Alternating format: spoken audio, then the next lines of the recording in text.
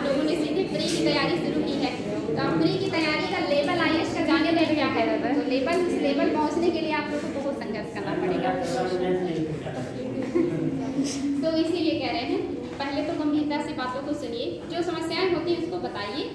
और ग्रुप में तो किसी का क्वेश्चन का आंसर नहीं आता, पढ़ाए हुए चैप्टर्स से भी आप लोग आंसर नहीं देते, ऐसे तो हम लोग को छोड़ दिया जाए, बचाएंगे।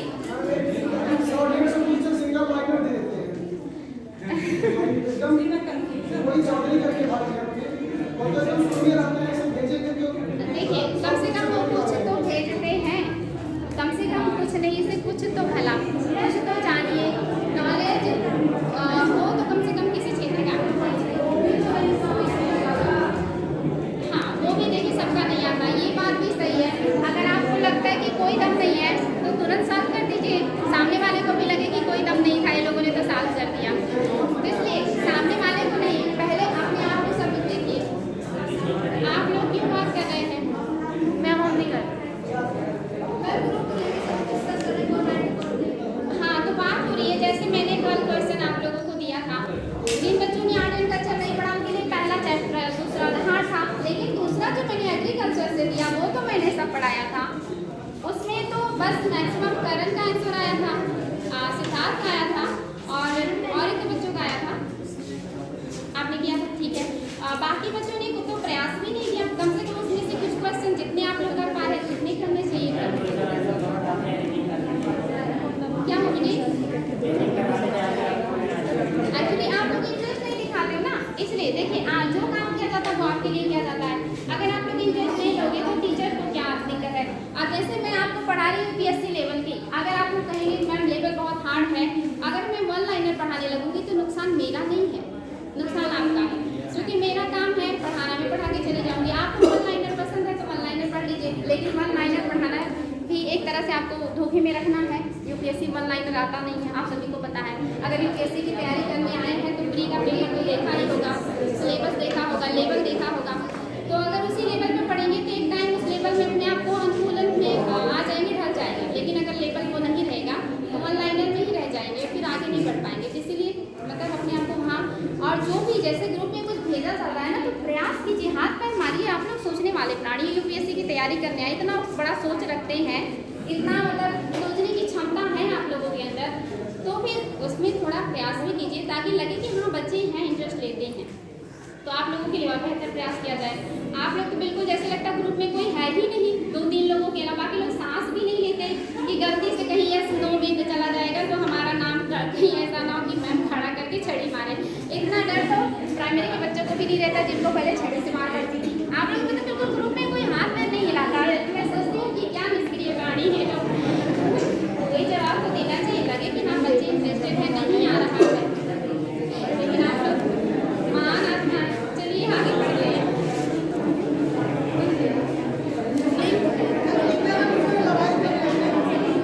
इसमें आप ग्रुप में लड़ाई करना चाहते हैं?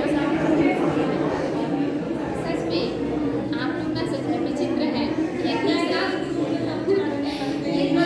सत्र है।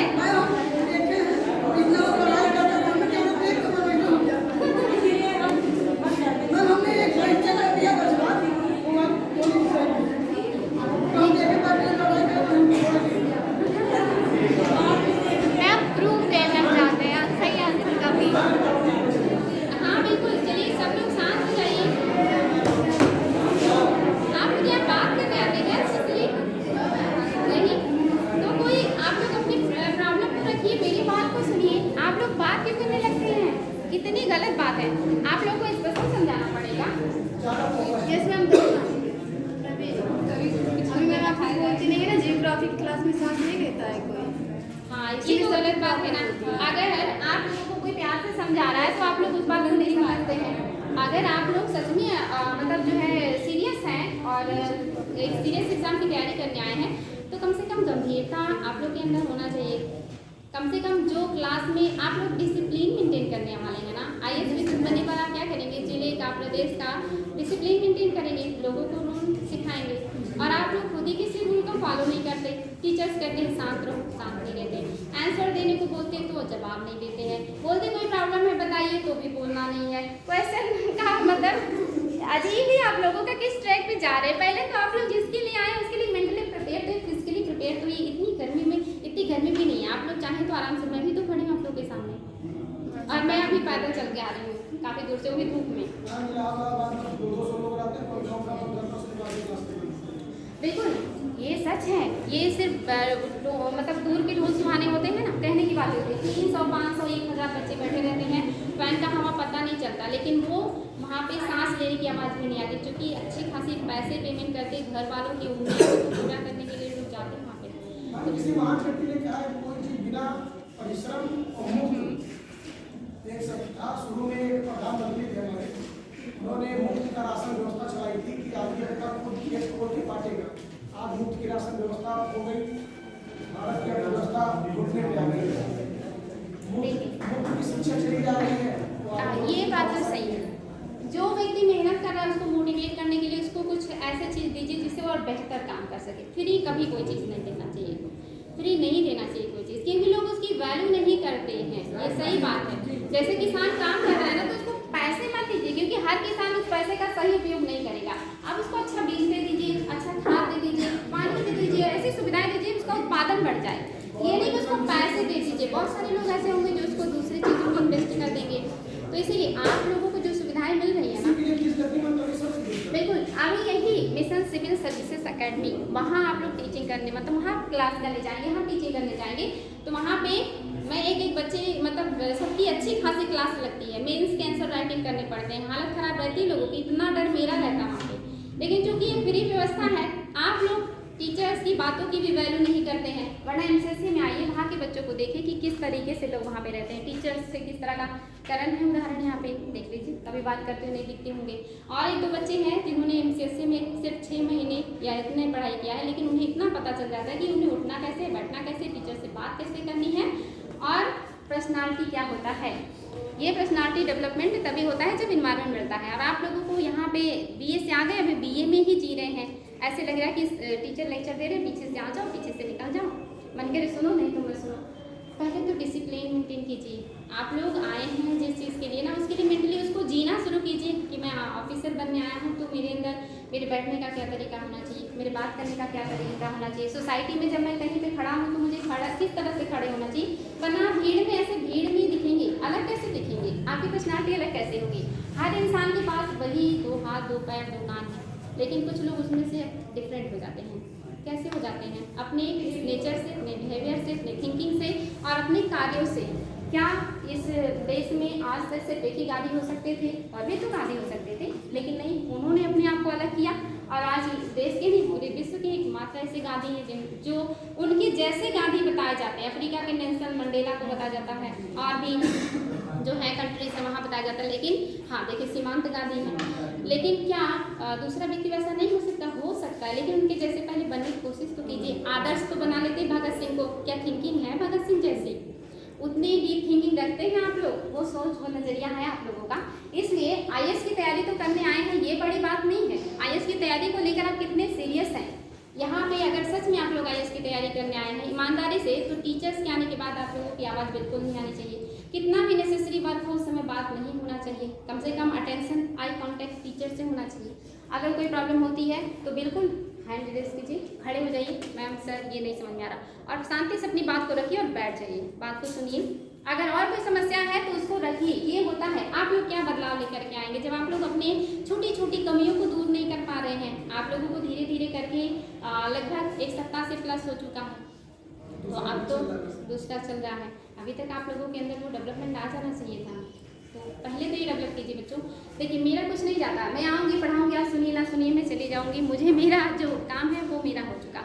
लेकिन मैं चाहती हूँ ना, एक टीचर होने का मतलब ये नहीं है कि मैं आपको इकोनॉमी पढ़ा दूँ और आपको इकोनॉमी रट जाए। एक टीचर होने का मतलब है कि आपको सही रास्ता भी दिखाओ, जो कि माना जाता है ना कि देश का निर्माण टीचर्स करते हैं, अच्छे बच्चों का निर्माण करते हैं, अच्छे सोचने वाले प्राणी का निर्माण करते हैं। ये नैतिक कर्तव्य होता है टीचर का, और जो व्यक्ति इस चीज़ को फील करता है वही सही मायने में टीचर है। अगर सिर्फ पढ़ा के पैसा लेना है तो फिर वो रियल वाला टीचर नहीं है, वो सिर्फ व्यवसाय यानी कि पैसे चाहिए उनको। तो सही मायने में देखिए कि आप लोग अपने अंदर एक जिम्मेदारी वाला मतलब जो है ना नेचर डेवलप कीजिए, अपने अंदर फील कीजिए कि आप लोग इस धरती पे आए हैं। आप पता सबके मतलब वही शरीर में वही ब्लड है, वही हाड़ मांस है, लेकिन इसी में से कुछ लोग कुछ इतिहास रचेंगे, एक अलग नाम बनाएंगे। कभी मैं इसी कॉलेज से मैंने BA और MA किया है, कभी इसी कॉलेज के मतलब जो है सीट में एज ए स्टूडेंट स्टडी किया करती थी। और हमारे टीचर्स आज भी जानते हैं हम लोगों को, जबकि क्लास में मैं कभी किसी चीज़ में नहीं, सिर्फ काम की चीज़ों में आगे रहती थी, बाकी चीज़ों में सबसे पीछे। तो आज भी लेकिन टीचर्स जानते हैं, और आज भी मुझे अपने टीचर्स की वो हर लेक्चर्स, अपना हर क्लास मुझे याद है। मुझे फील होता है कि मैंने कभी यहाँ पे पढ़ा था और आज मैं एज ए टीचर मैं यहाँ पे पढ़ा रही हूँ। मुझे अपने लिए बहुत प्राउड फील होता है। इसके पहले मैं जो है राजन डिग्री कॉलेज में भी ये क्लास दे चुकी हूँ, और इसके पहले मैं सेक्सेरिया नहीं बेगम इंडस्ट्रियल में यहाँ पे मैंने क्लास दिया था। लेकिन वो फीलिंग वहाँ जाके नहीं आई जो यहाँ आई, क्योंकि जैसे था नहीं, अपनी जिस जगह से आप उठ के गए हो कहीं, वहाँ जाओ तब आके वापस और दूसरा एक नया रूप हो तो कितना अच्छा लगता है। मैं कभी बाहर फील्ड में नहीं बैठी, कभी नहीं। जब मैं स्टूडेंट थी, कॉमन रूम क्लास, सिर्फ टाइम से आना टाइम से जाना। पहली बार मैं एक दिन बैठी, मतलब लग रहा था कि मतलब हाँ ये मेरा ही कॉलेज है, अपनापन सा लग रहा था। मतलब फील करना चाहिए किसी भी चीज़ को, वरना इस दुनिया में क्या रखा है, जब तक फील नहीं करेंगे ना अपनी पोस्ट को, अपने रिश्तों को, मेरे टीचर हैं, मेरे अंदर वो लगाव है कि हाँ मेरे बच्चे हैं और इनको जो भी प्रॉब्लम होगी जो मेरे से हो पाएगा मैं सॉल्व करूँगी या मैं मदद करूँगी। आप लोगों की अंदर भी ये होना चाहिए कि हाँ मेरी टीचर हैं, अगर कुछ कह रही है तो हमारे भलाई के लिए कह रही है, तो मुझे उनकी बात माननी चाहिए। जब तक लगाव नहीं होगा ना किसी चीज़ में, लगाव मतलब ये नहीं कि लगाव मतलब एक रिश्ते का जो एक गरिमा को बनाए रखे। टीचर और स्टूडेंट का यही तो होता है कि टीचर को बच्चे रिस्पेक्ट करें और टीचर बच्चे को स्टडी से लेकर के हर जगह मार्गदर्शन करे सही चीज़ के लिए। सिर्फ स्टडी नहीं, अगर उनको और कोई प्रॉब्लम है और वो चाहते हैं तो हाँ भी उनको मार्गदर्शन दिया जाए।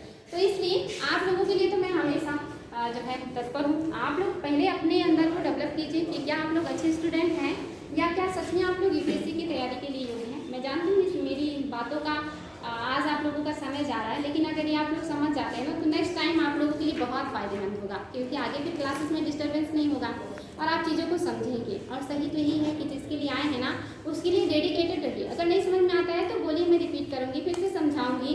अगर मैं क्वेश्चन पूछ रही हूँ नहीं आ रहा है तो बोलिए मैम नहीं आ रहा है, नहीं समझ में आ रहा है, हार्ड लग रहा है, 2-4 जो आ रहा है वही दीजिए। मुझे ये तो लगे कि आप लोग कोशिश तो कर रहे हैं, ये ना लगे कि बिल्कुल ये लोगों को कोई इंटरेस्ट नहीं है। जैसे कि इंटरेस्ट होता है, जुनून होना चाहिए किसी चीज़ को लेकर के। जब जुनून नहीं होगा तो कैसे कुछ बेहतर कर पाएंगे। मैं भी UPSC की तैयारी ही कर रही थी और UPSC की तैयारी करने के दरमियान मैंने लगातार 2 बार नेट दिया, दोनों बार मेरा क्वालिफाई हुआ और मैंने बेस्टी में ही तैयारी किया है। आप लोगों को मैंने बताया भी होगा, मिशन सिविल सर्विसेज अकेडमी, मैंने वहीं से तैयारी किया और मेरा लगातार 2 बार नेट निकला। उसके बाद कुछ प्रॉब्लम्स हो गई, फिर मेरी स्टडी बीच में रुक गई। उसके बाद मैंने CTET भी निकाला और टेट भी निकाला। मतलब इस समय मेरे पास बहुत सारी डिग्री हो गई है, लेकिन होता नहीं हमेशा सब कुछ अपने हिसाब से नहीं होता। यहाँ एक जो सर हैं, आपने टीचर सर को देखा होगा, जब इंटरव्यू था मेरा जहाँ पे टीचर के लिए मैंने इंटरव्यू दिया था, तो सर की बात बहुत अच्छी लगी थी। उन्होंने कहा कि पूछा आप क्या कर रही हैं, तो मैंने कहा सर UPSC की तैयारी कर रही हूँ, फिलहाल तो नेट क्वालिफाई है, सब कुछ है। तो उन्होंने कहा अच्छी बात है, लाइफ जब जिधर मोड़ देना उधर मुड़ जाना चाहिए। कभी भी किसी चीज़ को लेके, जैसे UPSC की तैयारी कर रहे हैं तो UPSC की ही करेंगे या इसी फील्ड में जाना है, हमेशा इस पर नहीं अड़े रहना चाहिए। अगर आपको नेचर सपोर्ट नहीं कर रहा है या परिस्थितियाँ अनुकूल नहीं है तो जिधर नेचर ले जाए उधर चले जाना चाहिए। हर कोई UPSC के लिए नहीं बना है और जितने लोग UPSC के लिए निकलते हैं हर कोई UPSC में नहीं सेलेक्ट हो जाता। लेकिन वहाँ इस चीज़ की तैयारी करने के बाद व्यक्ति कभी बेरोजगार भी नहीं रहता, या वो जहाँ भी रहेगा अगर ईमानदारी से उसने तैयारी किया है तो उसकी पर्सनालिटी, उसकी थिंकिंग, UPSC की सही मायने में अगर कोई तैयारी कर लेना तो जैसे कहते हैं ना महात्मा हो जाते हैं लोग, जिनको ज्ञान की प्राप्ति हो जाती है ना, महात्मा हो जाते हैं, उनकी सोच बहुत बड़ी हो जाती है। वो फिर उनके लिए जाति धर्म और ये सब चीज़ें मायने नहीं रखती, फिर वो बहुत ऊपर उनके लिए मतलब बहुत हाँ बिल्कुल वो अच्छी की प्राप्ति है। सिर्फ कोई मन में कोई दुख का कारण कृष्णा है इस टाइप का कुछ। तो ऐसे जब पढ़ने लगेगी ना तो इस लेवल की तैयारी करने के बाद सही मायने BA में मैंने भी सब कुछ किया, लेकिन कभी हिस्ट्री को उतना अच्छे से फील नहीं किया था। लेकिन जब UPSC की तैयारी किया और सब कुछ किया तो इतना अच्छे से स्टडी किया कि बिना नेट की तैयारी किए मैंने नेट क्वालिफाई किया था। तो परिस्थितियाँ अनुकूल नहीं थी, नहीं तो शायद टीचर नहीं ऑफिसर के तौर पे आप लोग के सामने होती। लेकिन अभी भी अभी ऐसा कुछ हुआ नहीं है, अभी भी बहुत सारा टाइम है और किसी भी फील्ड में जाकर के बहुत बेहतर करने का एक सपना है और बेहतर करना है। तो आप लोग भी ऐसा ही थिंकिंग रखें और मेहनत करें, जहाँ भी है जैसे भी है। जैसे सब्जेक्ट में पहले तो नॉलेज बढ़िया करें, किसी भी सब्जेक्ट में नॉलेज अच्छी होनी चाहिए। नॉलेज अच्छा होगा। तो जैसे मैंने नेट निकाला तो उसके बाद मेरे लिए सीटेट और टेट कोई मायने नहीं रखते थे, बहुत ईजी हो गई मेरे लिए, क्योंकि मुझे लगा इसमें तो कुछ नहीं है। ऐसे जब आप यूपीएससी की तैयारी कर लेंगे और उसके बाद आपको सारे एग्जाम बहुत ईजी लगने लगेंगे, फिर आपको बहुत सारे रास्ते नज़र आने लगेंगे। लेकिन उसके लिए पहले नॉलेज होना चाहिए सब्जेक्ट का, और वो उसके लिए आप भी जानते हैं। और ये कड़वी सच्चाई है, बहुत मेहनत करना पड़ता है, इतनी आसानी से कोई चीज़ तैयार नहीं होता, चाहे वो हिस्ट्री हो, ज्योग्राफी हो, पॉलिटी हो ना, मेहनत करना पड़ता है, बार बार पढ़ना पड़ता है, बार बार रिविजन करना पड़ता है। अभी मैं हिस्ट्री आप लोगों को कोई भी चैप्टर आप लोग पूछ लेंगे ना, मैं इतना अच्छे से आपको बता सकती हूँ कि आपको उस पर एक अच्छा खासा नॉलेज हो जाएगा। उसके लिए मुझे मेहनत करना पड़ा था, तब मैं बिना पढ़े आज भी आपको हिस्ट्री का एंशियंट, मेडुअल, मॉडर्न कहीं से कुछ भी पूछ लेंगे, मैं आपको बहुत अच्छे से एक्सप्लेन कर दूँगी। इन्वायरमेंट से पूछ लीजिए, आर्ट एंड कल्चर से पूछ लीजिए, आप जियोग्राफी से मिट्टियाँ, जलवायु, कुछ भी पूछना चाहते हैं, वर्ल्ड ज्योग्राफी पूछना चाहते हैं, आप पूछ लीजिए। मैंने सब कुछ बहुत अच्छे से जब मैंने पढ़ा था तो मैंने बहुत ईमानदारी से सारी चीज़ें बाय मैप, हर चीज़ मेरे दिमाग में है। मैं बता सकती हूँ कि कौन सा जलसंधि कहाँ है, कौन सी खाड़ी कहाँ है, कौन सा झील कहाँ है, कौन सी, मतलब ये सब एक यूपीएससी के स्टूडेंट के तौर पर मैंने बहुत अच्छे से पढ़ा है। तो आप लोगों को भी ऐसे पढ़ना पड़ेगा, और थोड़ी गर्मी, थोड़ी बरसात, थोड़ी परिस्थितियाँ अनुकूल प्रतिकूल से बिल्कुल मत घबराइए, और ये चीज़ दिखाइए कि फ्री की सुविधाएं भी इंसान के जीवन को बदल सकते हैं। फ्री की सुविधाएं मिलना तो चाहिए। बहुत सारे बच्चे ऐसे होंगे जिनके पास पैसे नहीं होते हैं कि वो हर कोई यूपीएससी की तैयारी कर ले, लेकिन सपना देखने का अधिकार तो हर किसी का है ना। अगर नेचर ने आपको मौका दिया है तो उसके लिए लड़िए। अगर टीचर्स अच्छा नहीं पढ़ाते हैं तो कंप्लेंट कीजिए कि हमें और अच्छे टीचर्स चाहिए, आपका ये पढ़ाने का तरीका समझ में नहीं आ रहा, या फिर से रिपीट कर दीजिए, या मतलब जो भी आपको अधिकार दिया, अगर आप अपने अधिकारों का उपयोग कर नहीं सकते हैं तो फिर आप और क्या कर सकते हैं। आपको सीएम ने अधिकार दिया है हर चीज़ का, आपको जो राइट दिया है, देखिए आपको पता है आपको वर्तमान में 6 अधिकार मिले हैं और आपकी 11 कर्तव्य भी हैं। तो अधिकारों के साथ साथ आपको ये भी पता होना चाहिए कि आपका कर्तव्य भी है कुछ, देश के प्रति, एनवायरनमेंट के प्रति, अपने जो नैतिक मूल्य हैं उनके प्रति, और भी बाकी लोगों के प्रति। तो दोनों चीज़ों को ध्यान में रखिए। बात यही है कि सीरियसली आप लोग पढ़ा कीजिए। जब मैं आती हूँ क्लास में और आप लोग बात करते हैं ना, अच्छा नहीं लगता, क्योंकि मैं भी स्टूडेंट रह चुकी हूँ, मैंने भी हर चीज़ की पढ़ाई की है, उसी दौर से मैं भी गुजरी हूँ और यहाँ तक पहुँची हूँ। लेकिन कभी इस तरह कहीं कंप्लेन किसी टीचर्स से नहीं सुनने को मिला होगा, या जब भी कोई जाएगा तो अगर टीचर्स को याद है तो हाँ बताएंगे कि हाँ हमारे स्टूडेंट हैं। लेकिन कभी ऐसा नहीं काम करना चाहिए कि टीचर्स को भी लगे कि बच्चे हमारी बात नहीं सुन रहे या ध्यान नहीं दे रहे हैं। आप नहीं भी सुनेंगे तो कोई दिक्कत नहीं, मैं यहाँ बोर्ड पे मेरा काम है, मैं बोल के जा सकती हूँ, लेकिन मुझे ये लगता है ना कि मेरी आज की क्लास सार्थक नहीं रही। सही मायने में खुशी तब होती है जब मैं पढ़ाने के बाद आपसे क्वेश्चन करती हूँ और आप लोग जवाब देते हैं, और बहुत पॉजिटिविटी के साथ जवाब देते हैं, अपनी प्रॉब्लम को भी कहते हैं हंसते हुए ना, तो बहुत खुशी होती है कि आप लोगों के अंदर वो जज्बा है और आप लोग पॉजिटिव हैं, और हमेशा पॉजिटिव ही रहना चाहिए और थोड़ा सा खुश रहने की कोशिश करना चाहिए, जो आजकल थोड़ा मुश्किल लगता है। तो मेहनत से पढ़ाई कीजिए बच्चों। आज समझाने का मतलब ये है कि आगे की आप लोगों का जो ट्रैक है ना, इससे ना बढ़ के रोज़ रोज़ मुझे ना समझाना पड़े, चाहे बॉयज़ हों या गर्ल हों, आप सभी लोग बहुत अच्छे हैं, क्योंकि आप लोग एक अच्छी चीज़ की तैयारी करने आए हैं। और अगर इसकी तैयारी कर रहे हैं ना, मुझे बहुत खुशी है जब मैं इतना भीड़ देखती हूँ कि हमारे मतलब देश में आप इतना ज़्यादा लोगों का मतलब कम से कम हिम्मत तो करवा रहे हैं यूपीएससी की तैयारी करने की। और यूपीएससी की तैयारी करने वाला व्यक्ति एक अच्छा इंसान और एक अच्छा, बहुत अच्छा नागरिक बनता है अगर वो सही मायने में तैयारी कर रही है, क्योंकि उसको हिस्ट्री पता है, उसको ज्योग्राफी पता है, उसे पॉलिटी पता है, उसे इकोनॉमी पता है। जब उसे दुनिया की हर चीज़ पता है तब फिर उससे कोई क्या बेवकूफ़ बनाएगा। फिर तो वो हर जगह एक ऐसा प्राणी है जो हर गलत सही में तर्क वितर्क कर सकता है, लोगों को सही रास्ता दिखा सकता है, और जिसके पास इतना दिमाग डेवलप हो जाएगा वो भी अपने परिवार में एक अच्छा सदस्य बन सकता है, समाज में एक अच्छा इंसान बन सकता है, और देश में एक अच्छा नागरिक बन सकता है। तो अगर इतने सारे बच्चे हर साल यूपीएससी की तैयारी कर रहे हैं तो कहीं ना कहीं इतने सारे बच्चे बहुत अच्छी सोच के साथ बाहर निकलेंगे। वैसे तो आप लोगों को हिस्ट्री नहीं, आप लोगों ने पता नहीं पढ़ा है नहीं पढ़ा है, लेकिन अगर आप हिस्ट्री पढ़ेंगे ना तो आपको वाकई में आपकी सोच एक बहुत ही अच्छी सोच हो जाएगी। हिस्ट्री पढ़ने का मतलब है कि फील कीजिए अपने परिवर्तन को, हम कहाँ थे और कहाँ पहुँचे हैं, क्या क्या बदलाव आया और कैसे आया। आर्ट एंड कल्चर और ये सबको पढ़ेंगे ना, प्राउड फील होगा आपको अपनी इतिहास में। माना कि वर्तमान में स्थितियाँ बहुत खराब है, लेकिन ये भी हमेशा ऐसे नहीं रहेंगी। आपको पता है नेचर का नियम ही है परिवर्तन, हर चीज़ बदल जाता है, और इतिहास गवाह है कोई चीज़ हमेशा बना नहीं रहता। तो जो परिस्थितियाँ हैं ना ये भी बदलेंगी, बदलेगा कौन? आप लोग, क्योंकि आने वाला भविष्य तो आप लोग के ऊपर निर्भर है। तो आप लोग मेहनत से जिम्मेदारी के साथ आइए कि घर से निकलें यूपीएससी की तैयारी करने।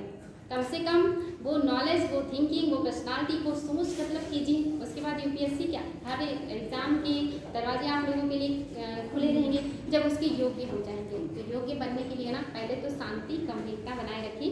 और जो आपकी जिम्मेदारी है, मैं टीचर हूँ, मेरा पढ़ाना काम है, आप लोग की प्रॉब्लम सॉल्व करना। आप लोग स्टूडेंट हैं, क्लास के माहौल को बनाए रखें, क्वेश्चन पूछें, अपनी समस्या को रखें, जो भी दिक्कतें हैं बेझिझक, मैं तो हर चीज़ का छूट देती हूँ।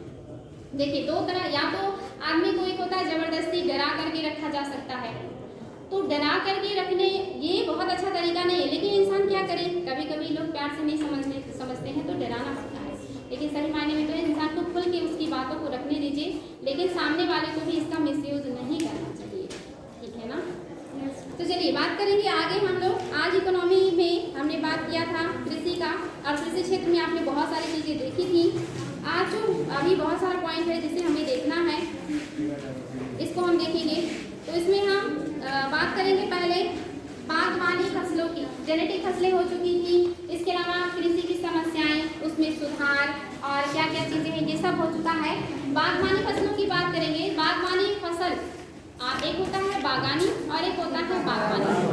बागानी में जैसे चाय के बागान होते हैं, कहवा के बागान होते हैं, इन्हें बागानी फसल कहा जाता है। और बागवानी में फल फ्रूट आते हैं, नारियल आता है, फूल की खेती आती है, फलों की खेती आती है, ये सब आपके बागवानी में आ जाते हैं।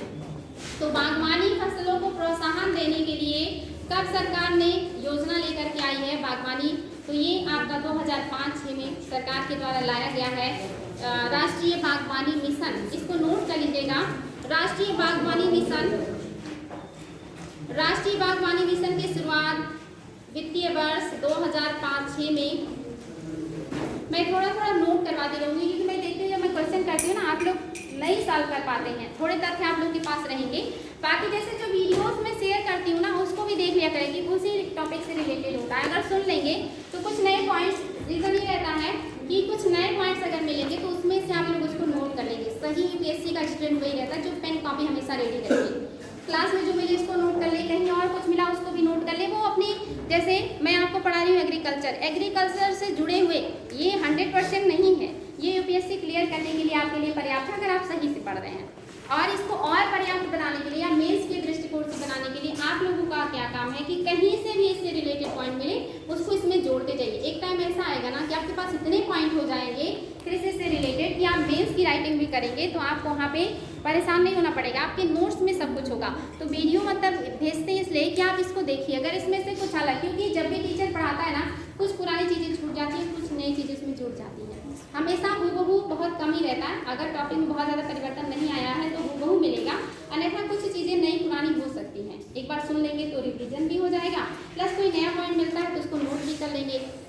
तो ये करना सोचिएगा, आपके पास समय है, समय इतना कीमती है, कभी किसी के पास नहीं होता। यही तो एक ऐसा चीज़ है जो किसी के पास नहीं होता है, बहुत तेज़ी से निकल जाता है और कैसे निकल जाएगा पता भी नहीं चलेगा। तो अभी से सीरियसली पढ़ाई करिए, ठीक है। तो नोट कीजिएगा, राष्ट्रीय बागवानी मिशन की शुरुआत वित्त वर्ष 2005-06 में एक केंद्र प्रायोजित योजना के रूप में की गई। केंद्र प्रायोजित योजना के रूप में की गई, हाँ सेंट्रल केंद्र प्रायोजित योजना के रूप में की गई। इस योजना का प्रमुख उद्देश्य भारत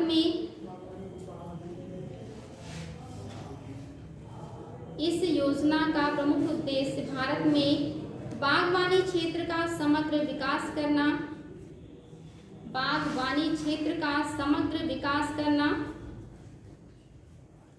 और उत्पादन बढ़ाना है, और उत्पादन बढ़ाना है।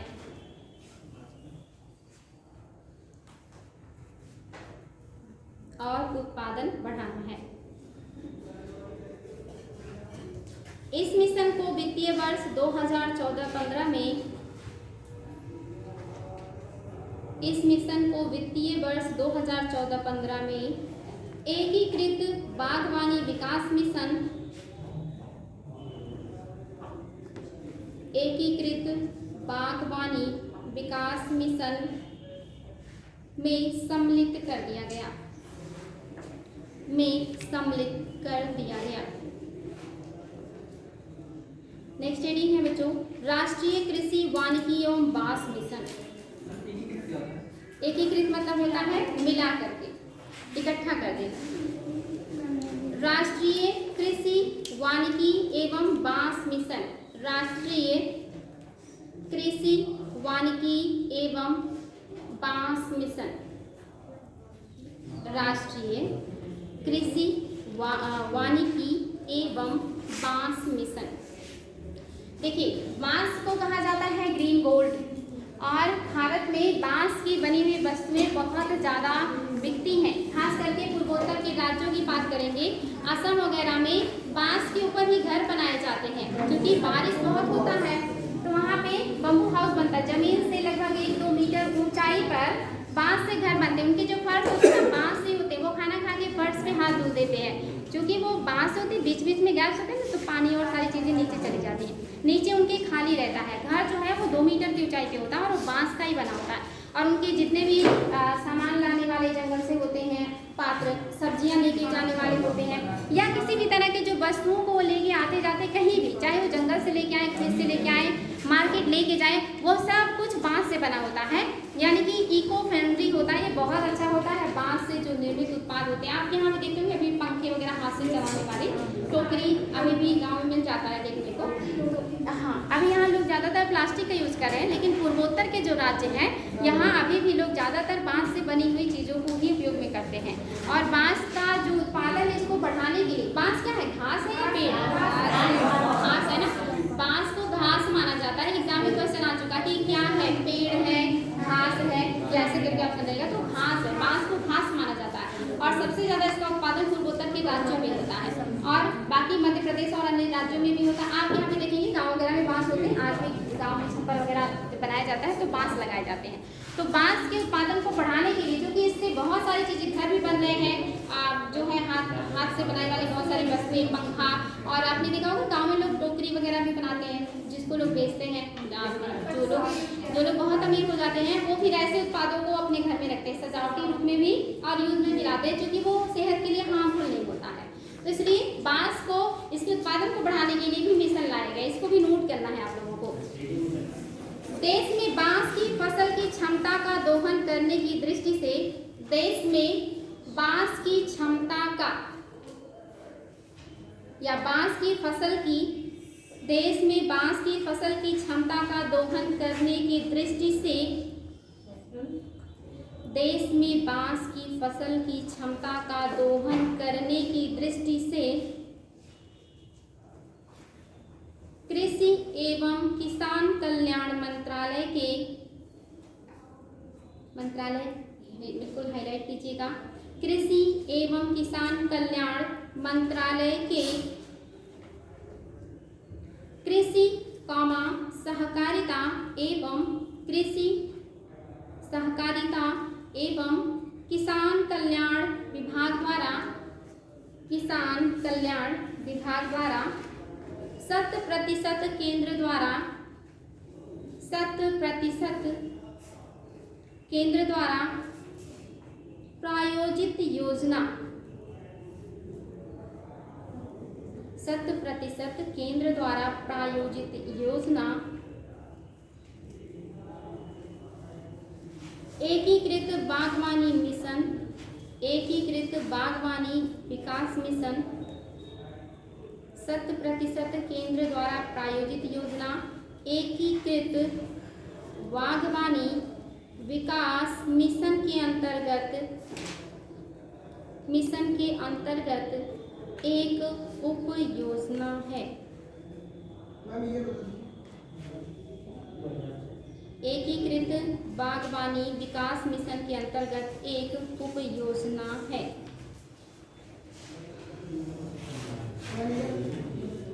हाँ अच्छा, रिपीट कर दे फिर से। अच्छा, वर्ष कौन सा है? इसके लिए वर्ष नहीं है, वही मतलब ये सब पैरेलल ही चल रहा है, आगे पीछे वर्ष नहीं भैया। दोहन क्या होता है? यूज करना, ज़्यादा से ज़्यादा किसी चीज़ का यूज करना, उसी को दोहन कहते हैं। कंज्यूम। आगे है बच्चों, इसी में पैराग्राफ चेंज करके लिखिएगा। भारत सरकार द्वारा 12वीं पंचवर्षीय योजना,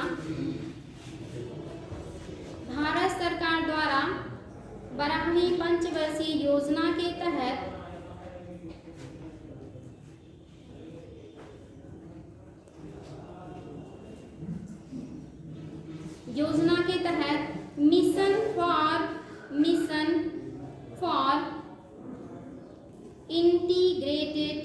mission for integrated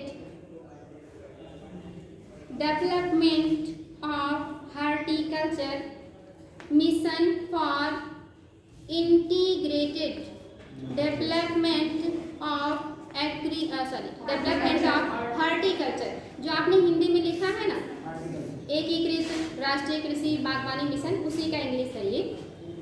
mission for integrated development of horticulture, short form में MIDH शुरू किया गया। MIDH शुरू किया गया, जिसमें अब तक चली आ रही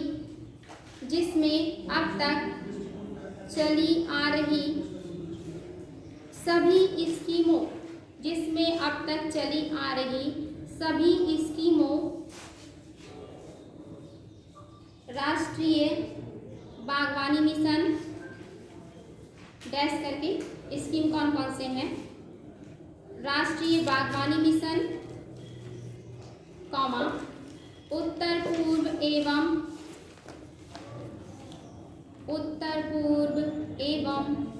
हिमालयी क्षेत्रों के लिए बागवानी मिशन। इसमें कौन कौन से समाहित किए गए हैं, तो ये आपको लिखना है इसमें, उत्तर पूर्व हिमालयी क्षेत्रों के लिए बागवानी मिशन, कॉमा, राष्ट्रीय बागवानी बोर्ड, कॉमा, नारियल विकास बोर्ड और राष्ट्रीय कृषि वानिकी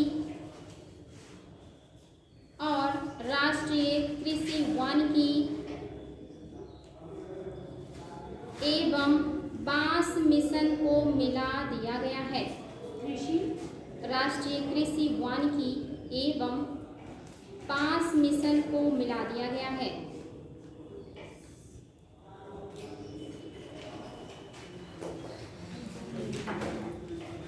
देखिए, बांस के उत्पादन को बढ़ावा क्यों दिया जा रहा है, क्योंकि बांस के उत्पाद एक तो इको फ्रेंडली होते हैं, दूसरा ये लोगों को रोजगार भी देते हैं, क्योंकि हाथ से बनाए जाते हैं मोस्टली, हथकरघा उद्योग, छोटे उद्योगों का इससे विकास हो रहा है। तो इन सारी चीज़ों को बढ़ावा देने के लिए कि रोजगार का सृजन हो, इनसे जुड़े जो उद्योग धंधे हैं उनका विकास हो और इन्वायरमेंट के लिए और लोगों के लिए अच्छा भी है, तो इसका उत्पादन बढ़ना चाहिए, इसलिए सरकार ने ये योजना लेकर के आई।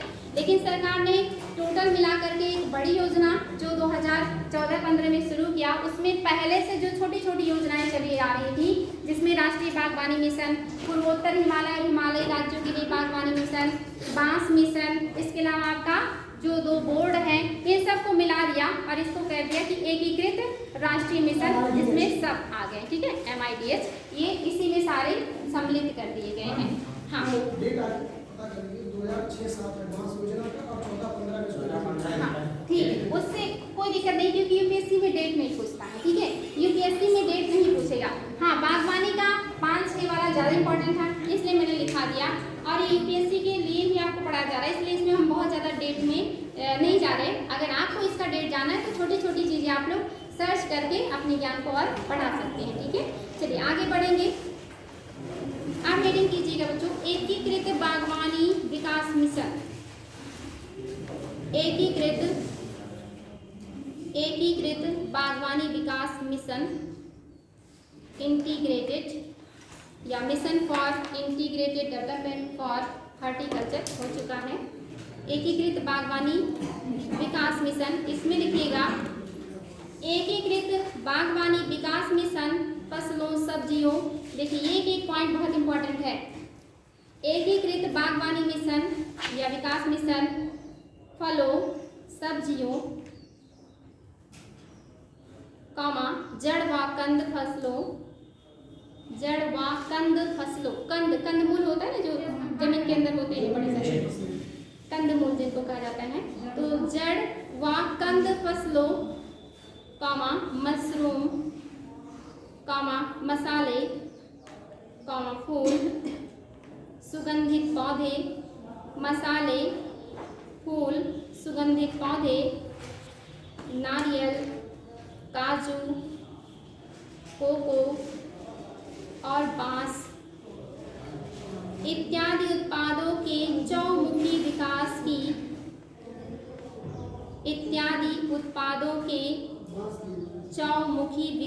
की रिपीट कर दे रहे हैं MIDH फलों, सब्जियों, जड़ व कंद फसलों, मशरूम, मसाले, फूल, सुगंधित पौधे, नारियल, काजू, कोको और बांस इत्यादि उत्पादों के चौमुखी विकास की केंद्रीय वित्त पोषित योजना है।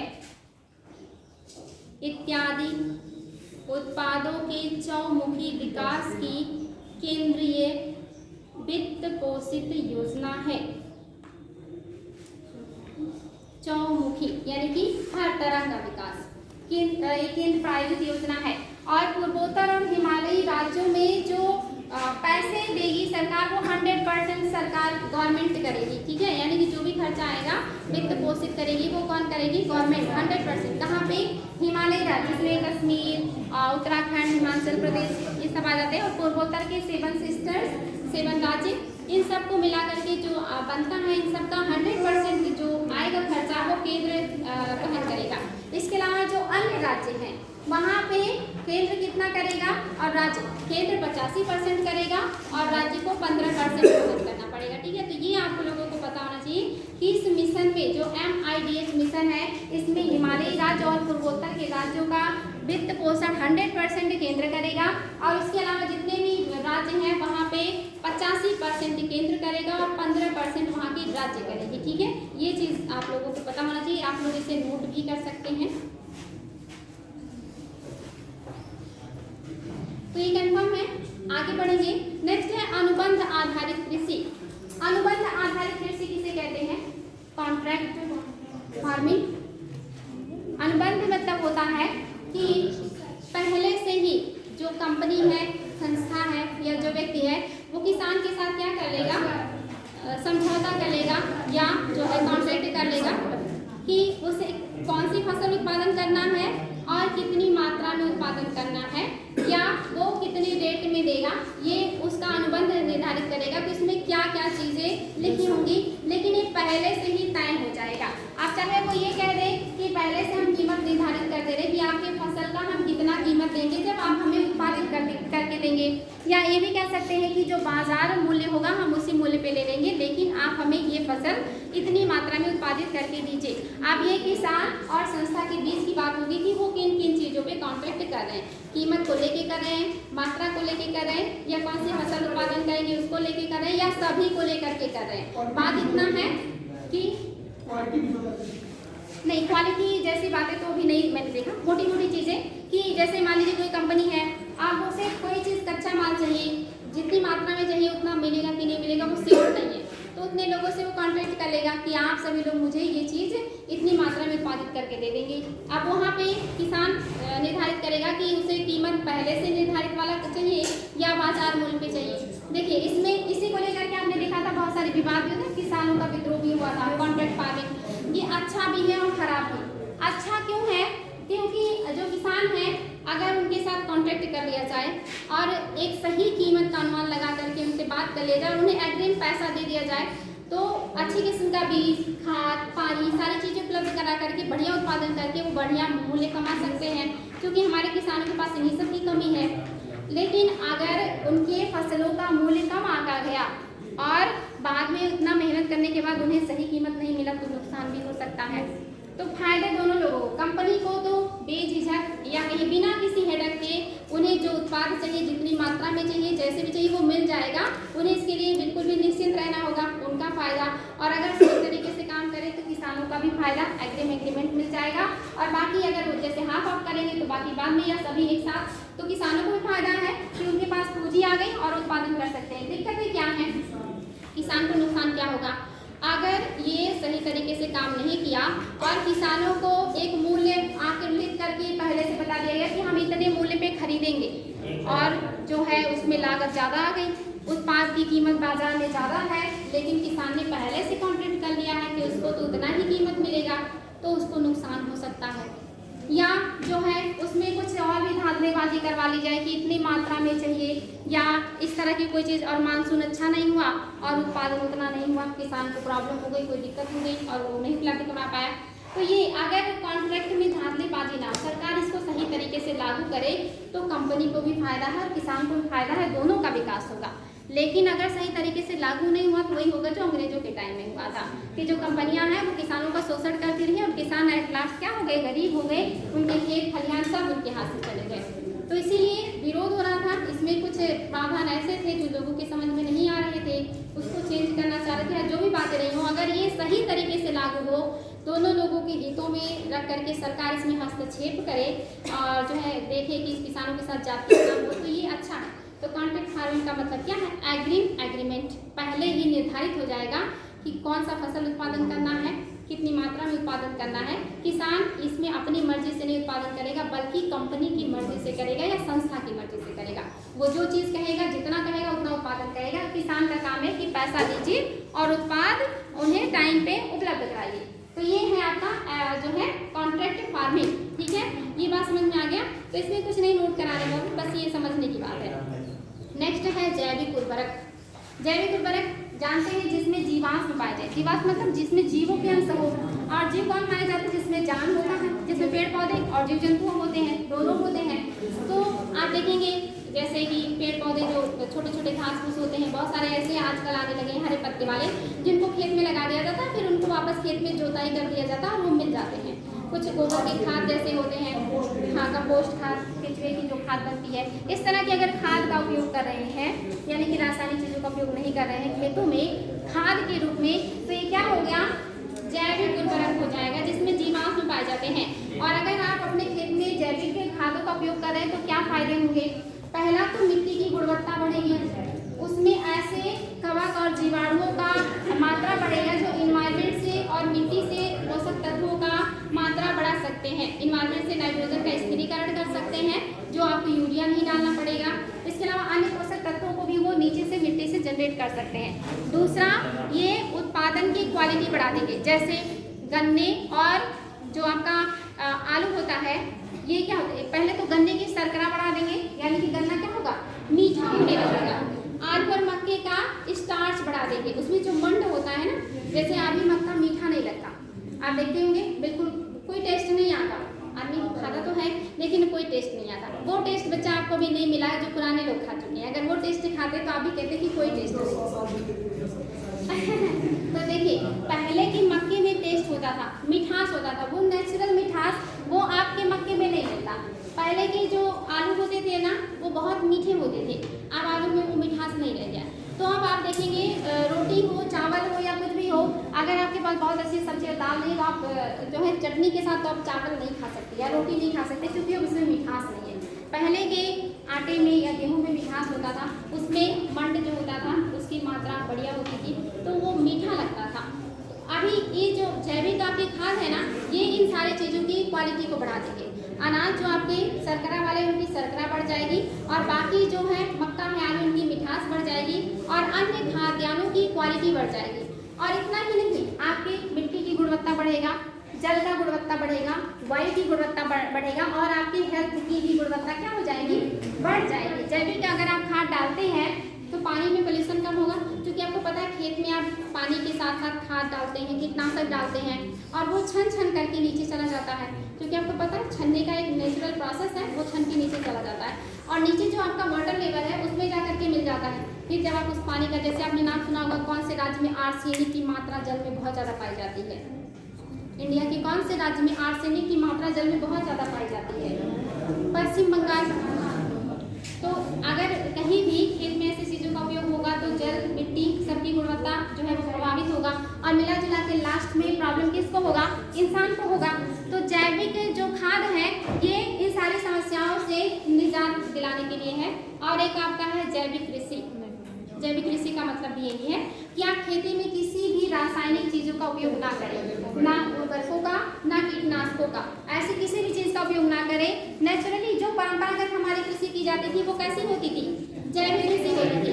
पहले के टाइम में रासायनिक खाद नहीं लोग डालते थे, ऐसे ही नॉर्मल से खाद डालते थे, उत्पादन कम होता था लेकिन उसमें गुणवत्ता होती थी। तो हमारी जो परंपरागत कृषि थी वो कैसी थी? जैविक की थी, और वापस हमें उसी परंपरागत कृषि पे आना पड़ेगा। तो इसी को कहते हैं जैविक कृषि। और जो आपका पहला स्टेट है जिसने अपने आप को पूरी तरह से जैविक किया है, सिक्किम ने कब किया है? 2016 में पूरी तरह से जैविक कृषि पर आधारित स्टेट हो गया है आपका सिक्किम। तो यहाँ पे कृषि में किसी भी तरह के रासायनिक खाद का, किसी भी तरह के रासायनिक कीटनाशकों का छिड़काव नहीं किया जाता है, सब कुछ नेचुरल होता है। अभी आप देखते ना खेतों में, फसलों में रोग बहुत ज़्यादा लगने लगे हैं क्योंकि मिट्टी की क्या प्रतिरोधक क्षमता घट गई है। जैसे अभी नॉर्मली बच्चों को सर्दी जुकाम हो जाए तो बिना दवाई के ठीक नहीं होता, बिकॉज उनकी प्रतिरोधक क्षमता रीज़न क्या है? खाद्य, खाना जो है, पानी, हवा, सब कुछ क्या उसमें गुणवत्ता नहीं रह गई है, तो जो इम्यून सिस्टम है अपने आप घट जाता है। तो इस वजह से आप देखेंगे अभी जो हमारे लिए ज़रूरी है वो क्या है? जैविक कृषि और जैविक उर्वरक दोनों ही बहुत ज़रूरी है। नेक्स्ट जो हम बात कर रहे हैं वो है हरित क्रांति। हरित क्रांति के जनक कौन कहलाते हैं? MS स्वामीनाथन। जब आपसे कोई कहे कि हरित क्रांति का जनक कौन है? Norman Borlaug. भारत में हरित क्रांति के जनक कौन है? तब स्वामीनाथन हो जाएंगे। और नॉर्मन बोरलॉग कौन से देश के थे? और जिस गेहूं पे उन्होंने रिसर्च किया था मैक्सिकन गेहूं थी। अच्छा ये बताएंगे ये गेहूं बनाने की जरूरत क्यों पड़ी थी अमेरिका के? कहाँ पे अकाल पड़ा था? अमेरिका में जो मतलब थे तो वहाँ पे हो जाती थी कभी भी, और तो अच्छा आपने नाम सुना होगा द्वितीय विश्व युद्ध में जापान के ऊपर अमेरिका ने 2 आटम बम गिराए थे। वो आटम बम में कहाँ के वैज्ञानिकों ने बनाया था? बताइए। वो जो पहला आटम बम जो गिरा था, एक फैटमैन था और एक, ये कहाँ के वैज्ञानिकों ने बनाया? अमेरिका में जर्मनी में एक बहुत महान व्यक्तित्व है, महान नहीं कहेंगे मतलब नाम से फेमस है काफी, हिटलर। आपने देखा होगा द्वितीय जब विश्व युद्ध हो रहा था तो उन्होंने अपने यहाँ एक नियम लागू कर दिया था कि जितने भी व्यक्ति यहूदी हैं और ऐसे लोग हैं उनको क्या कर दे रहे थे? वो मार दे रहे थे। उनको लाइट के गृहों में बंद करके, विष दे करके, सामूहिक रूप से जहरीले गैस में डाल करके मार दिया जा रहा था। बहुत बड़ी संख्या में यहूदियों को मार दिया गया। उस समय आटम बम पर रिसर्च कर रहे थे जर्मनी में वो वैज्ञानिक जिन्होंने अमेरिका को ये बम बना के दिया। ये लोग भी यहूदी थे और उन्होंने, हिटलर ने जो है फरमान जारी किया कि इनको भी मार दिया जाए, मुझे एक भी यहूदी अपने देश में नहीं चाहिए। और जब क्योंकि वैज्ञानिक हैं, इतने बड़े स्तर के वैज्ञानिक हैं, तो उनकी तो बाकी लोगों से थोड़ी सी वो भी तो रहता है ना, पकड़ भी रहता है। तो जब उन्हें ये चीज़ पता चली कि हमारे लिए भी फरमान जारी हो गया है मार दिए जाने का, और वो लास्ट स्टेज पे थे, बस अगर हिटलर ने उनको मारने का ऑर्डर ना दिया होता तो आटम बम का जो रिकॉर्ड है वो हिटलर के हाथ में होता, लेकिन हिटलर को वो ख्याति मिलनी नहीं थी। फिर वो वैज्ञानिक किसी तरह अपनी जान बचा करके अमेरिका पहुँचे, और अमेरिका में पहुँचने के बाद वो जो फाइनल टच था वो उन्होंने अमेरिका में लिया, और उसके बाद वो जो बम है उसको जांचने के लिए कि ये सही तरीके से काम कर रहा है कि नहीं। और दूसरा, जापान को जो है शांत भी कराना था, क्योंकि जापान उस समय अमेरिका के खिलाफ था और पर्ल हार्बर पर उसी ने आक्रमण किए थे, उसी ने छेड़ा था अमेरिका को, वरना द्वितीय विश्व युद्ध में अमेरिका नहीं आ रहा था। तो जो बम उन्होंने बनाया था उस बम को उन्होंने क्या किया? जापान पे गिराया। एक 6 अगस्त और एक 9 अगस्त, 2 दिन गिराए गए। वो जर्मनी के वैज्ञानिकों ने बनाए थे, लेकिन हिटलर की गलतियों की वजह से वो अमेरिका के खाते में गया। तो जब उन्होंने ये दोनों बम गिराए तो जापान ने क्या किया? पूरी तरह से सरेंडर कर दिया। बहुत बड़ा भूभाग प्रभावित हुआ, बहुत बड़ी जनसंख्या में लोग मारे गए, और इस बम गिरने से जापान में बहुत गरीबी आ गई, भुखमरी सी आ गई। जापान बिल्कुल एकदम तरीके से कहिए कि सरेंडर कर दिया अमेरिका के सामने। अमेरिका के ऊपर एक नैतिक जिम्मेदारी आई कि वहाँ के लोगों का कैसे भरण पोषण हो, कैसे खाद्यान्न आपूर्ति हो। तो इसलिए उन्होंने अपने यहाँ के वैज्ञानिकों को फोर्स किया कि आप ऐसे किसी अनाज का या ऐसे किसी बीज का इजाद कीजिए जो ज़्यादा उत्पादन करे। और फिर वहाँ के वैज्ञानिकों ने रिसर्च किया, और मैक्सिकन गेहूँ एक पहला बौना प्रजाति था। बौना मीन्स होता है जो पौधा आकार, पहले के पौधे के आकार बड़े और फलियों का आकार छोटा होता था। पौधा बड़ा होता था लेकिन बाली वाला एरिया छोटा होता था, बीज कम पड़ते थे। जो ये बावनी प्रजाति आई, इसका पेड़ छोटा हुआ और जो बाली का आकार था ना वो बड़ा हुआ, उत्पादन ज़्यादा हुआ। तो मैक्सिकन जो गेहूँ था इसको बनाया जो है नॉर्मन बोरलॉग ने। और यहाँ पे आपके यहाँ के जो वैज्ञानिक हैं स्वामीनाथन भी गए थे उस समय मैक्सिको में इस चीज़ को जानने के लिए कि कैसे ये काम करेगा, हरित क्रांति कैसे लाई जा सकती है, क्योंकि भारत में भी उस समय खाद्यान्नों की बड़ी समस्या थी।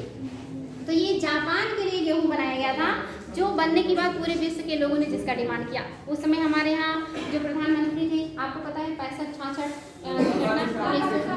लाल बहादुर शास्त्री जी, उन्होंने इसके लिए जो है अमेरिका से काफ़ी युद्ध किया। चूँकि पाकिस्तान का आक्रमण हुआ था, अमेरिका हमें गेहूँ निर्यात करता था, वहाँ के गेहूँ पे हमारी जनता निर्भर थी। लेकिन अमेरिका ने कहा कि अगर आप युद्ध में पीछे नहीं हटे तो हम आपको गेहूँ नहीं देंगे। अमेरिका ने गेहूँ देने से मना कर दिया। उस समय प्रधानमंत्री ने नारा दिया था, जय जवान जय किसान। उन्होंने कहा कि एक टाइम खाना खाएंगे लेकिन पीछे नहीं हटेंगे, क्योंकि ये सम्मान की बात थी। गलती हमने तो किया नहीं है, अगर सामने वाले को सबक नहीं सिखाएंगे तो मनोबल फिर बढ़ेगा। और अमेरिका ने उस समय गेहूँ नहीं दिया। हम उस समय, आप लोगों को यकीन नहीं होगा, हमारे यहाँ के जो राष्ट्राध्यक्ष हुआ करते थे ना, इतनी गरीबी थी, पार्ट टाइम वो देशों में जा करके अपने लिए खाद्यान्न मांगा करते थे, अपने लिए सहायता मांगा करते थे। इसलिए आपने देखा होगा द्वितीय पंचवर्षीय जब योजना आई थी, जितने इस्पात संयंत्र लगे हैं सब किसी न किसी देश के सहयोग से लगे। पढ़ते होंगे कि भिलाई का जर्मनी के सहयोग से, पश्चिम बंगाल का ब्रिटेन के सहयोग से, रूस जो है ये जो भिलाई का है ये रूस की सहयोग से लगा है, बोकारो भी रूस की सहयोग से लगा, जो राउरकेला का है ये जर्मनी की सहयोग से लगा है। तो ये सारे देशों के हम जा करके अपने लिए संसाधन मांगा करते थे, खाद्यान्न मांगा करते थे। बिल्कुल मतलब जैसे ना हाथ में एकदम कटोरा पकड़ा दिया था अंग्रेजों ने, आप अपनी देश की जनता को भूखे मरते तो देख नहीं सकते, तो सहायता मांगने हमारे यहाँ के राष्ट्राध्यक्ष जाया करते थे बहुत सारे देशों में। और उसमें अमेरिका के दया पे निर्भर थे हम कि वो हमें गेहूँ देते थे। हालांकि वो पैसा लेते थे लेकिन वो बड़ी मात्रा में गेहूँ हमें उपलब्ध कराते थे, क्योंकि जनसंख्या हमारे पास बहुत थी। हाँ बेटी, हाँ बिल्कुल सही है। तो उस समय की स्थितियाँ बहुत खराब थी। हमारे यहाँ के राष्ट्राध्यक्ष जो उस समय देश आज़ाद होने के बाद काम किए, उन्होंने बहुत ईमानदारी से काम किया है। शुरुआत में बहुत ईमानदारी से देश में काम हुआ, अगर वो ईमानदारी बढ़ती रही होती तो आज भारत बहुत आगे होता। तो बात हो रही थी कि उस समय जो हमारे प्रधानमंत्री थे सबसे ईमानदार, सबसे कर्मठी और सबसे मतलब एक मजबूत इच्छा शक्ति वाले लाल बहादुर शास्त्री, जिनकी मृत्यु हो गई काफी। तो उन्होंने उस समय जो है इस तरह का नारा दिया और उन्होंने प्रयास किया कि किसी तरह हमारे यहाँ भी हरित क्रांति आए। और उसमें अमेरिका ने पता है क्या किया? अमेरिका ने कभी इंडिया के साथ अच्छा नहीं किया है, शुरू से ही उसने हमेशा गलत किया है। अब जब हम पावरफुल हो गए हैं, दुनिया की बड़ी अर्थव्यवस्था, एक बड़ा मार्केट है हम अमेरिका के लिए, जहाँ पे अपनी वस्तुओं को कंज्यूम करता है, अब उसकी मजबूरी है भारत के साथ अच्छा व्यवहार करना, वरना अमेरिका ने हमेशा दुश्मनी निभाई है, कभी प्रत्यक्ष और कभी अप्रत्यक्ष। तो उस समय उसने पूरी तरह से गेहूँ देना बंद कर दिया, और जबकि गलती हमारी नहीं थी लेकिन फिर भी उसने बंद कर दिया। उस समय जो है आप देखिए, उसके बाद भी और बहुत सारी चीज़ें हैं, बाद में बताएंगे। तो उस समय जब बात हुई गेहूँ की, तो जब हमने गेहूँ खरीदा अमेरिका से, बीज एक अच्छी कीमत पे हमने मांगा, तो उसके साथ उन्होंने गाजर घास मिला के दिया। गाजर घास आज इंडिया में जितनी अच्छी घास है उन सबको खत्म कर दे रहा। एक मतलब इंडिया को परेशान करने का एक तरीका था। गाजर घास ऐसा घास जो कम पानी में, कम खाद में कहीं भी उग सकता है, और वो अच्छी घासों को विस्थापित कर देता है और पूरी तरह से फैल जाता है। आपके यहाँ भी मिलेगा, फील्ड में, रोड पे, हर जगह मिलेगा। वो सब जगह रहता है, गाँव में भी रहता है, शहर में भी रहता है। वो गाजर की पत्तियों जैसी उसकी पत्तियाँ होती हैं, हरी हरी, वाइट वाइट छोटे छोटे फूल खिलते हैं उसमें, वो हर जगह ग्रीन ग्रीन पत्तियों के साथ रहता है। देखने में तो बहुत अच्छा लगता है, लेकिन वो जहरीली घास है, उसको हमारे यहाँ के जानवर नहीं खा सकते, और वो अच्छी घासों को भी रहने नहीं देता, पनपने नहीं देता। भारत की ये बहुत बड़ी समस्या हो गई है। भारत को नहीं पता था, उस गेहूं के बीच में अमेरिका ने बहुत एक बड़ा षड्यंत्र रचा और ऐसा घास हमारे यहाँ भेज दिया जिसने हमारे यहाँ की अच्छी घास को समाप्त कर दिया और पूरी तरह से अपना पूरा साम्राज्य। ये समाप्त करने के लिए हमारे पास कोई चारा नहीं है कि हम इसे खत्म कर दें, क्योंकि ये पूरी तरह से फैल चुका है। तो ये भी उस समय की घटना है जब हम हरित क्रांति के लिए हमने बीज मांगा था गेहूँ वहाँ से। तो जब गेहूँ का बीज आया था तो शुरुआती दौर में जो आपका पंजाब है, हरियाणा है, पश्चिमी उत्तर प्रदेश, इन क्षेत्रों में ही इनको लगाया गया। ये क्वेश्चन भी आया है कि जब हरित क्रांति आई तो भारत के किस क्षेत्र में सबसे पहले आई? तो पश्चिमोत्तर क्षेत्रों में आई थी, या कहिए कि पश्चिमी क्षेत्र में आई थी। और इसका ये बेनिफिट रहा कि खाद्यान्न उत्पादन में हम निर्भर हो गए, आत्मनिर्भर हो गए, लेकिन इसके साइड इफेक्ट भी आए। क्योंकि ये कुछ ही क्षेत्रों में सीमित रह गया, बाकी क्षेत्रों में खाद्यान्न उत्पादन उतना नहीं हुआ। और दूसरी, ये जो उन्नत किस्म के बीज आए थे, इन्हें ज़्यादा पानी की ज़रूरत थी, इन्हें ज़्यादा खाद की ज़रूरत थी, इन्हें ज़्यादा कीटनाशकों की ज़रूरत थी। इस वजह से पानी का दोहन बहुत ज़्यादा हुआ, मिट्टी में खाद बहुत ज़्यादा डाले गए, कीटनाशक बहुत ज़्यादा डाले गए, जिसकी वजह से वहाँ की पानी की गुणवत्ता, मिट्टी की गुणवत्ता सब क्या हो गया, सब प्रभावित हो गया। आज वहाँ की जो मिट्टी है उसकी क्वालिटी बहुत घट गई है। तो इसके जो है नुकसान भी हुए हैं। दूसरा, ये ज़्यादातर गेहूँ और धान पे ही सक्सेस रहा, बाकी फसलों में हरित क्रांति नहीं लाई गई। हमारे यहाँ के एक बहुत ही जो है जाने माने शख्स APJ अब्दुल कलाम, जिन्हें मिसाइल मैन कहा जाता है, इन्होंने द्वितीय हरित क्रांति की बात की थी।